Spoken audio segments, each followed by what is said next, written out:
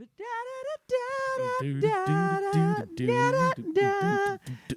music.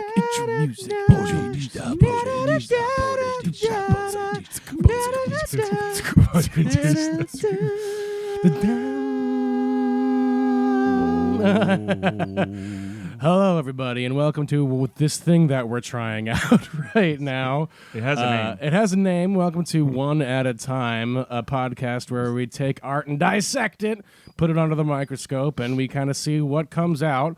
On my right over here is Mr. Matthew Tanzosh. Say hi, Matt. Hi. On my left is Mr. Ryan Addy. Ryan, say hi. I already fucked it up.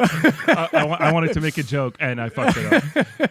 We'll get to the jokes. And then I'm Dan Ricker. And I think you nailed it, Ryan. Yeah, I think we did it. Yeah.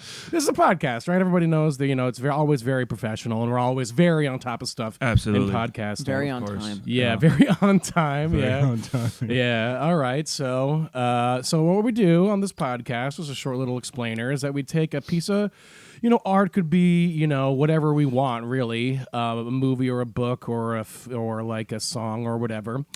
And we kind of just try to talk about just only that little piece of art for until we run out of steam.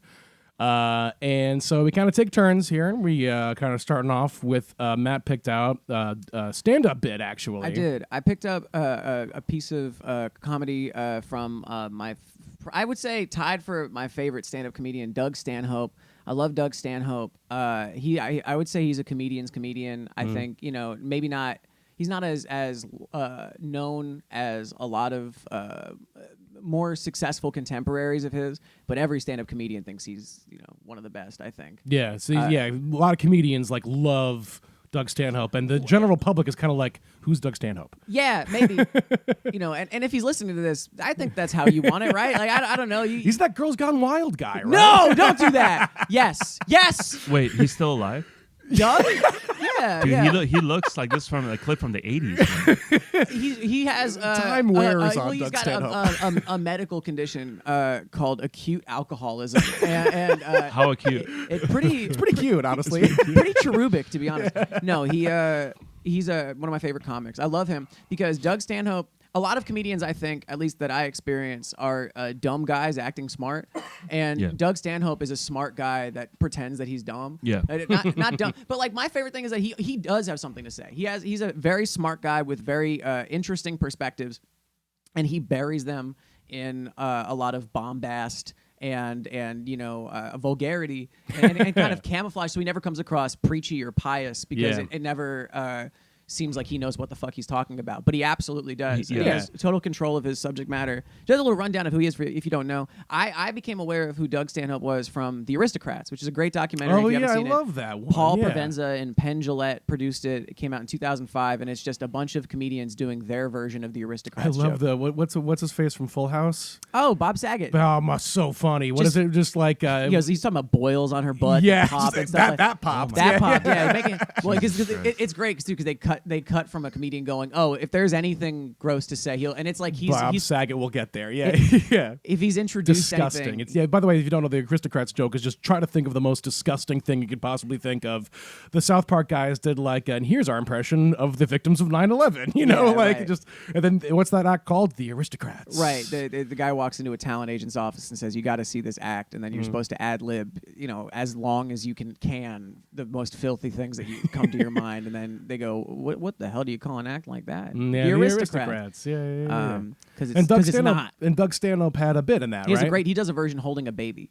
Oh yes, that's right. Him and Andy Richter are shot back to back because both of them are holding babies. But his version is great, and his version highlights what I love about him so much, which is that he's so vulgar, but he has such a command of the English language, and he can paint a real picture. Even in the bit that I'm showing, he's saying dick jokes, but they're so vivid. He's saying, chugging a sour milk smelling cock. Right. So the bit that that Matt chose, it's called. I love it. The bit is called Keynesian economic theory as applied to private sector independent contracting. It's yes, and it's a bit about how or Doug Stanhope on the economy basically is also I think we Google searched it. if you want to look at if you want to find it on Vimeo, it's from his 2012 special Before Turning the Gun on Himself, which I think is his like peak. That's like the not that he's gotten worse from there, but just that I feel like his first special came out in '98, and you know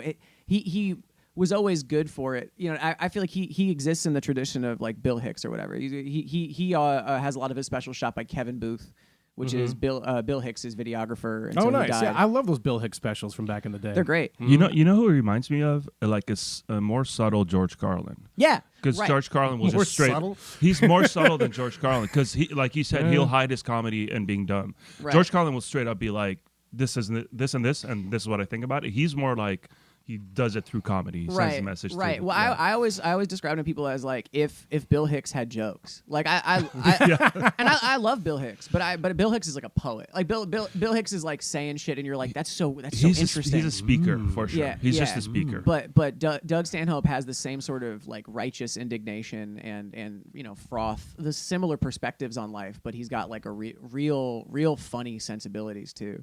Yeah. But he has no ego about it. There's like a bit he does this like long bit about religion. You know, he's avowed atheist. And he starts talking, and then he just like starts looking into the beer bottle that he's holding. He goes, "Oh, I don't even know. This is just coming out of the bottle," you know. And yeah. But the bit that we watched is one of my favorite bits of stand up ever because it's Doug Stanhope at his best because he sets up a joke.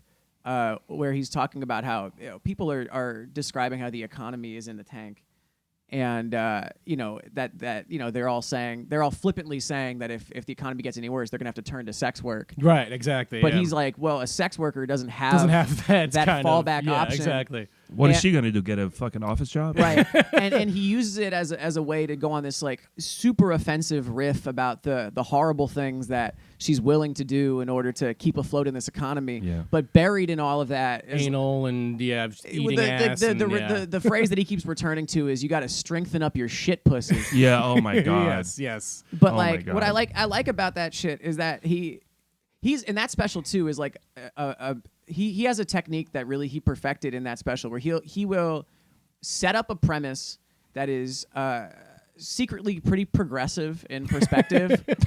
And I think it is. I think the point of right. Yeah, I think the point of view that people are, you know, worrying about, you know, how the dude in the office is going to take this economy when there's already people doing the worst things that you can possibly imagine. Yeah, it's kind of acknowledging some other parts of society, and that you know normally we don't think about when we think about the economy. We don't think about how the economy is impacting sex work and like Right. or any kind of Right. other part of that. But also, I mean, There's a real humanity to it, but it's buried in how vulgar and flippant it is. But what he'll do is he'll set up this premise, and then it'll allow him to just have treats. It just allows him to say a bunch of fun, filthy shit for like 5.5 minutes. Yeah. and then distance himself from the material. carrots and by, Yeah, you that know, baby baggy carrot. That's fucking weird, man. ass. That was his dismount. Yeah. Okay. He goes, yeah. Sometimes I'll put a baby carrot in my ass and just suckle on that motherfucker. Yes, this is art. Remember, we're talking about art. Right Oh well, now. art is Stand-up. everything. and Art is everything everything, art. and everything. is But art.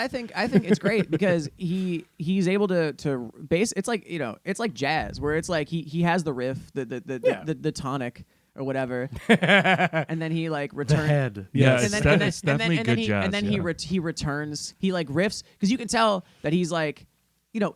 Here's the thing: like he makes carefully written shit sound like it's improvised, but there's a certain element of like he's trying to see how far he can push this premise. The alcohol helps with that. And I then feel like. yeah, he says that he hasn't been sober on stage since 2003, which makes me a little sad as a fan of his. man, but yeah. but it is If it's only on stage, then that's fine. I don't think it's only I on don't stage, think man. that that's the I think case. he's getting off stage and continuing to drink. yeah, I think so. Do you know what it reminded me of? Who's the at your show?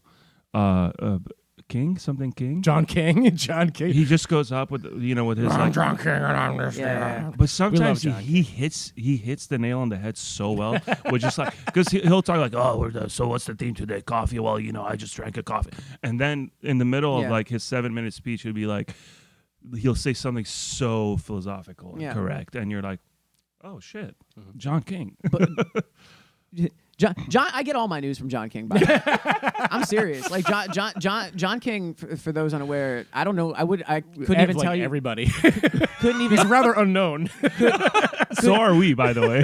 Couldn't even tell you where to find him because he is totally off the grid. But Except on Tuesday nights. if you tilt your head in the right time of day and the weather is just right in Tompkins Square Park, you may hear his laughter. He's great. He's just this old, dude who's got Lived through it all. He, as much as I love the dude, he pisses me off so much because I don't want to do this. no, just for one thing. Yeah. His mask keeps slipping. And he has This is such a. I love that because you should see how much he fucking spits. Yeah, but he keeps What are we doing? I don't know. We're getting sidetracked. Okay, well, he has to put it back every time, and I'm like, just like either tighten it or don't put a mask on. I wish he would tighten. Thank God feel he doesn't have bad the for internet, him. or you'd be hurting his feelings right now. I mean, I love the dude. That's all that matters. He's awesome, a true East Villageite. But the thing I love about Doug Stanhope's shit, especially in that special, is that he's able to. I was curious about this. A lot of the things that I feel like I'm going to bring to the podcast are like, is this cool? Like, I don't like, is this all right? Because the thing that a lot of the art that I like exists on like the fringe of like, is this a kind humanistic like practice of catharsis, or is this taking advantage? Well, this is it's an interesting thing because like I feel like it's funny you called it little treats before, but I think that like a lot of the times what people are laughing at is the fact that he's saying shit pussy, which is fine. I find the phrase shit pussy funny, Yeah. right? It's because I am secretly 14, but like there are elements to that. Aren't you which dating I a find, 14-year-old? Shut up. She's 24. She's 24. And so, all right, now we're getting to roast mode already. First episode. I love it. Let's get our personal lives in here. You like You know how I what, became Ryan? Dan's lawyer immediately? I was like, hey, it's not illegal, just weird, all right? So, I forget what the hell I was even talking about. But it was something about just No, like the but yeah, idea that you can just, with stand-up especially, it's kind of funny because, I mean, you get into this idea of art, right? And when you're saying that like he's taking this kind of like rather progressive message, and I feel like what people are laughing at is a little bit of that and a little bit of the something else, which is the fact that Doug Stanhope is creatively vulgar. Yes. Right, which is fun, and that's when he said he was giving him the little treats. That's what I think that he's kind of doing, but it's also at the same time, right? Like I feel like this gets tired to me sometimes when I think about, especially with like the Trey Parker, Matt Stone guys, like those people who just like who just the vulgarity becomes like a little tiresome just personally for me. I get a little. Did you find that to be the case in the clip? Yeah, a little bit because I feel like I can say I've been saying shit pussy since I was like that's not the 8 joke, years old. but Because I'm just a weird guy, I guess. But No, but I think that for me, that's not even what's funny about the bit. The thing that makes the joke work to me, because you can just be vulgar, but the thing that makes the bit work to me is that it builds. Because for those, I mean, the way that the joke works is that he embodies this. Yeah, if you want to watch the bit first and then come back to this podcast, we should front load that next time. But like We're figuring it out. Yeah, we're figuring it out. But People are smart enough. This is a bad pancake. Like that's how the first podcast always goes. We're gonna fuck this whole thing up. We probably shouldn't air it. I like it. And I like We'll be what's fine. happening. It's not a I'm pancake. not mad at it. No, a bad People pancake. like I still pancakes. I eat the bad pancake. Yeah. But the reason I like the yeah. bit is that it builds. Is that it's the vulgarity is increasing, but also you're learning more about this person. Yeah. like he's embodying. And here's the thing: So that's it's the kind of thing, racist. it's like a he's characterization It's that's- racist. He's affecting like this like kind of like old black lady doing like that's he never says those words, but that's definitely what's happening. Like, and it's kind of Yeah. fucked up, but. He surprises the audience because the audience is expecting from him that he's kind of denigrating this woman, and then slowly but surely he's revealing these like weird business schemes. And she's got a lot to say about Keynesian economic and then theory. eventually the button on the bit is that she knows more about the economy than Doug does, which is funny because Yeah. he's the one doing her voice. Yeah. And that's a trick. I mean, Yeah. he does all these Jedi mind tricks to make people not offended at the offensive shit that he's doing. Yeah. Which is that if he gives her the upper hand in this bit by making her have a studied knowledge of the economy that he as this drunk guy on stage doing the bit Yeah. then people go, oh, she won, not him. Yeah, And it's like, no, exactly, yeah. he played every character in that bit. It's only one guy on stage. It's still him. Yeah. And it's kind of funny because at the same time, at the end, he kind of buttons that with when he says, like, did you like how I made her really smart at the end Yeah, right yeah, there? yeah. Which is kind of like he's also making a joke of the joke where Yeah. he's saying, like, you know, I made this character that, of course, I'm making fun of into somebody who actually is an intelligent and Right. whatever. This is what I wanted So is to that ask. but is that like a cop out? Yeah, I Yes. mean, yeah. So this is what I want to ask you guys, because I used to, when I was in college, there was a stand-up comedy club on campus, and I had already been doing stand-up for a little bit at that point, and I had some ideas about what was good or not, but I had no conscience yet because I was 18. Right. And so Yes. yeah. But the president of the club was like a very progressive, like very intelligent woman who would argue with me a lot because I, as someone who felt at that time was already an experienced comic, which is stupid. I was. I mean, I had been doing stand-up for a long time by the time I was 18 I already. remember when you started doing stand-up, or at least I remember you were already probably doing stand-up. But yeah, for those of you guys who don't know, I've known Matt since he was like, what, 16 or something like that when he first started coming to Pennies back in the 16, day? yeah. Yeah. So, yeah, you Oh, were doing... you guys have known each other for that fucking long? I've known long known Dan time. for 12 years. No yeah. shit. Yeah, Did you yeah. guys go to the same school or anything? Or? No, I'm like 8 years older than you or something Yeah. like that. Yeah. Oh, No, are it's you just- younger than I am? I'm 28. Fuck you. We're learning a lot We're all here on the about same each other. podcast. I'm not above you. I'm not ahead of you. But I felt like I had, and I think just for the fact that most people in that club had not even tried stand up before. That's right, I yeah. had kind of a sense of stand up. Superiority or No, whatever. no. I don't mean that I had a personal sense. I just mean that I had like an idea of how to put a set together that a lot of these guys did Did yet, not have yet. But I didn't have a conscience, and I wasn't that good yet. And so I would give them advice, and the president of the club would get very angry at me.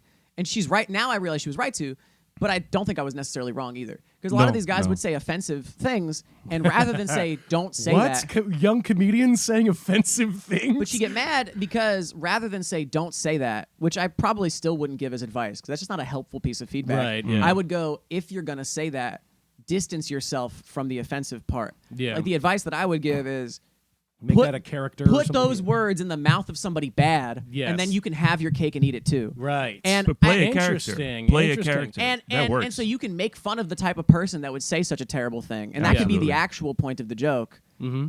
But then you can kind of get people to laugh at the fucked up thing you came up with. And it's It's a little trade secret right there. it's an I think we're effective getting. technique, but Yeah. it's kind of amoral maybe a little bit. I think it Well, depends. it's comedy.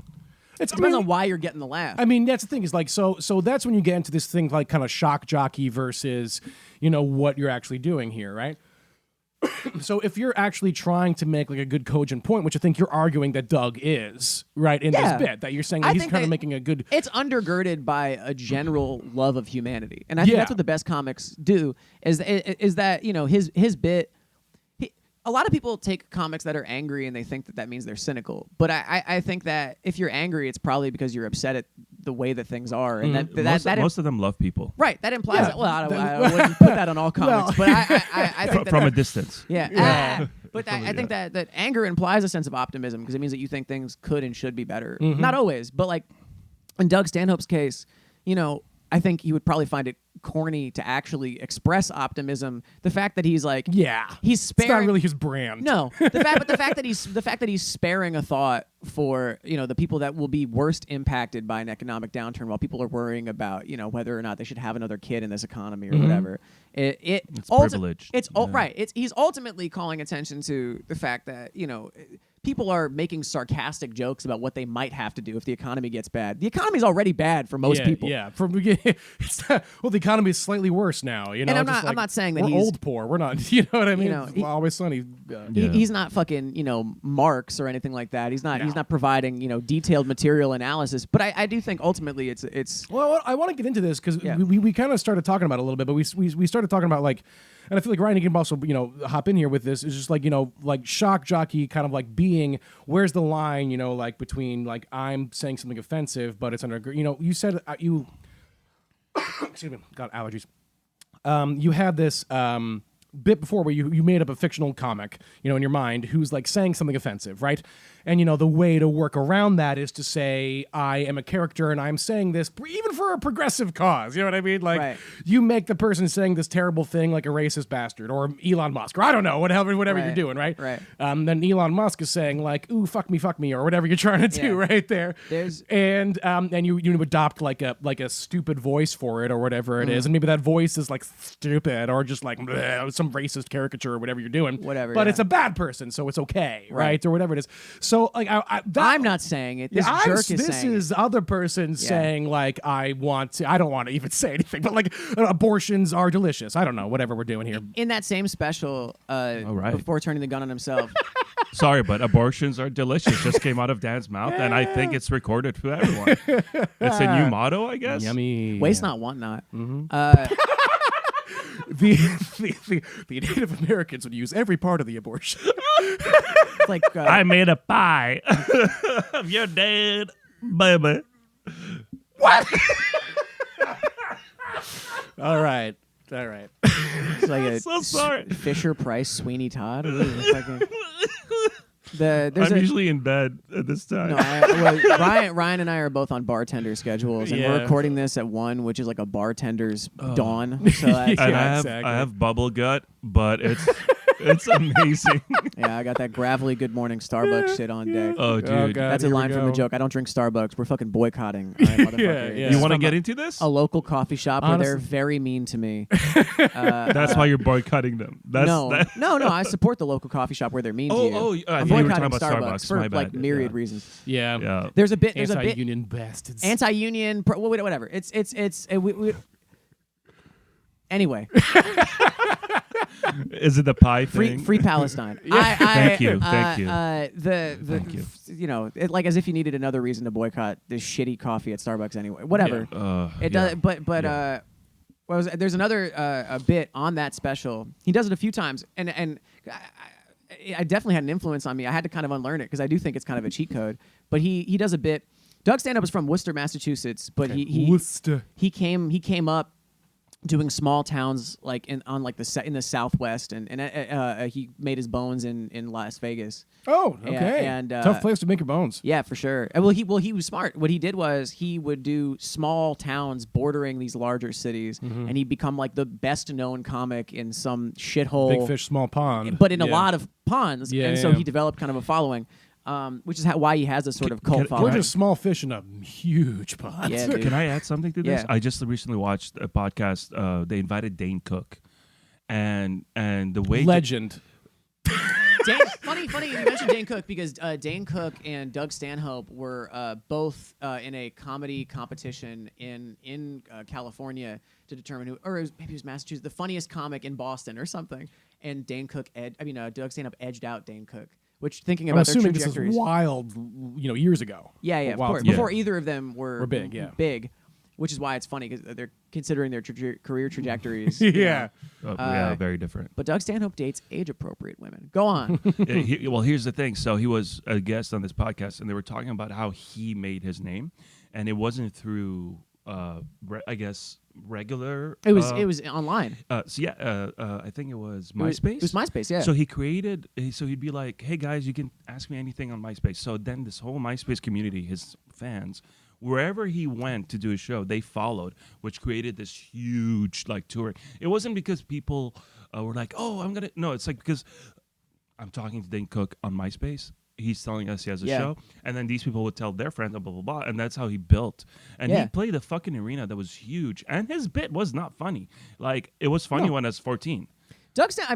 Dane Cook is a excellent performer, but Oh, he's, yeah. he's not a Yes. particularly skilled writer. Yes. And so people accuse him of stealing jokes. I feel like that happens a lot when people are really good. If you see him in movies, he's actually a pretty decent actor. He's a fine. He's fine. I like his movies. I do like his too. movies. But he Yeah. can't really write. And Yeah. so but he can riff. And so like there's that one special that he did that's like all ad libs. I forget the name of it, but he's not bad. But it's yeah. Whatever. But again, We're- like yeah. like the people have spoken. Like if we're laughing at your jokes, does it really matter what you're doing Yes. if it's working? As a comedian, I'm gonna say I think it matters a little bit. No, not in the sense is like it's not an existential question. It's more like Yeah. you say a joke, right? Yeah. We all laugh. Yeah. Okay. You're playing a character. You say those jokes. We all laugh. So it's working. Yeah. And you have, and you know, hopefully you trust your audience to not be stupid. So like we're smart too, watching it. So it's like, you know, like my advice, not advice, but like I think like maybe being very hard on yourself in a certain way, of like, don't say that. Because if you do say something and no one laughs, that's your biggest. There, you can issue, definitely yeah. you can definitely get the wrong laugh. I've definitely retired jokes that Yeah. I've gotten laughs for the wrong reason. Like Yeah. people are laughing. Chappelle talked about that, right? Yeah. I did a joke. I was testing out a new Say it. joke. I mean, it's like a 7-10 minute long bit. Never mind. That's a long joke. But I had a bit I was working out at under St. Mark's, and it was Lovely place, by the way. it was about I've never heard of it, but the bit was about like this weird cultural place that the R word exists in, and in the bit I have to use the R word while I'm quoting people and I'm talking about it.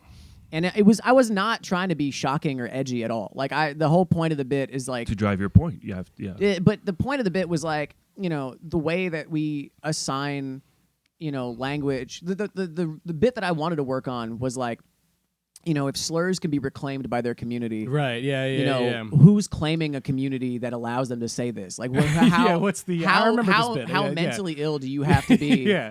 Is autism enough? You know, Right. Like what? Yeah. I don't say. Don't put words in my bit. I forget what the bit was. It I'm sorry. doesn't matter. I retired it because I was doing it, and this guy came up to me after, and he like dapped me up, and he was like, "Yo, great set." He goes, "I love the fact that you said the R word. That's such a funny word." Oh, you got that guy. And I was like, oh, not that guy. I was like, that was you. Wow. That's what you got out of You that? missed all of it. I wasn't. I don't think the word is funny. Was not the point. But But Oh that's my the thing. God. That's No, I what know. we're getting at here. Is it because the word is funny? I mean, like, how much is there a percentage of that you would be okay with? Like, if 25% of the audience is laughing because that word is funny, but 75% of the audience is laughing because they like your point, is that okay? I mean, like, I mean, is that people. like? I mean, I'm not gonna not. I mean, who knows? You can't actually poll unless you like poll an audience. You would not be able to know that answer to that question. I think it depends. But, like, But I think it depends on how you craft. You have to do some legwork to make sure that you've done your diligence. Is what I think. yeah. Like I was gonna say, in this same special, Doug Stanhope has a bit about how I was telling his like story, but he ended up settling in Bisbee, Arizona, which is like a small arts community town, like nearing the border in Arizona, from what I understand, and it's a very small town. But most people there are like artists, and they have these arts and crafts festivals there. And he was like, I don't fit in there. And he's doing a joke about how people are like, oh, well, I'm working on these like macrame, you know, whatever. Yeah. What are you working on? He's like, working on a bit. I'm working on this bit about how after the tsunami in Japan, all the washed up, bloated Japanese people started to look Korean. And he's Oh my god. and Oh my god. right. And so, That's a little messed up. but that bit, that bit is like 5 minutes long, and a lot of it is him going into pretty hard detail about why that might be and all these horrible things. Yeah. But for me, if he had just said that, I wouldn't have laughed at it. For me, what's funny about that joke is the horrified look on this craftsman's face. Yeah. While Doug Stanhope, the actual butt of the joke is Doug Stanhope being a fucking Doug freak. Stanhope is an asshole. Is the But- basic idea of the joke? Yeah. But yeah. I know for a fact that the Asian joke came first, and he Yeah. went, "How am I going to How get away am I with gonna saying do this? Yeah. And I can't tell. I mean, I'm sure an Asian person might have a different thought about it, but I can't tell if that's wrong or not. Like, if ultimately you're the butt of the joke, but on the way out you like take a little bit for you. Yeah, like, exactly. Like, where is the line there? And I think people talk about what you can and can't say. I think it's it's about what you're trying to say. But if you're like relishing in the bad part too, Yeah. So it's weird. This reminds me of, I forget this. I'm blanking on his name right now. He's Australian. He's got the bit about Jim guns. Jeffries. There you go. And he's got this kind of statement of what he says. Kind of like, he's like, my job is to say something, terrible and have you still like me. Yeah. Like he's just like, I want to say something bad. And then, because I think the bit that he was taught where he said that, and he was being like sued or something like that. And it was just his words being read out loud without any of the, whatever. that's So- Lenny Bruce. Oh, what's up? That's a Lenny Bruce bit. Oh, Jim Jeffries, I think, did this. Was talking about how he was Wow. like, was talking about You like, robbing in J- court, like being like, like you're saying his words, like, well, you're not getting the joke. I'm making it fun. Like, well, when you say it like that, it doesn't sound very funny, Like, I'll never so it not is- take the opportunity to talk about how one of the greatest comedy specials of all time is the Lenny Bruce in concert special where he's talking about his obscenity trial. Yeah. But he's using the discussion about his obscenity trial to do all of the jokes that they are talking about so that he can put them So in you could just get them in the I guess special? the real point of this whole I'm a sucker for a framing device. Yeah. I fucking love a framing device. Yeah, I that's my thesis. Man, if you're gonna say something vulgar and gross, give it a little fucking theater, a little pageantry. All right. Little stand-up Well, tips here. from- Speaking of comedy, Dan just like did a lot of motions that are on camera, I know. thinking he was being subtle. yeah. He goes like this. I'm just. He's I'm- telling me to wrap it up. I'm finding a We're only at 10 minutes, by the way. a thesis. What are you talking about? No, we're at 25.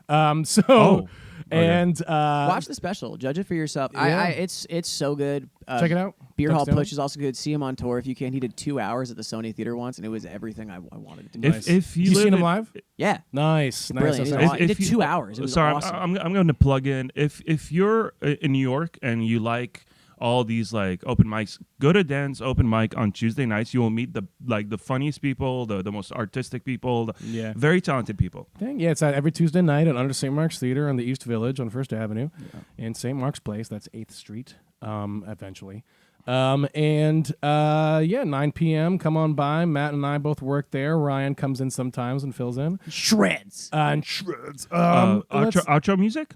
Yeah. This has been one at a time. Bubble First gut, episode. bubble gut. Thank you guys so much. I'm Dan Ricker. That's Matt Tanzosh and Ryan Addy. Ryan Addy, see baby. you next time. If you're gonna say fucked up shit on stage, have some love for humanity. That's all I'm saying. Yeah. I don't want to go Let's out. cut here. Let's cut here.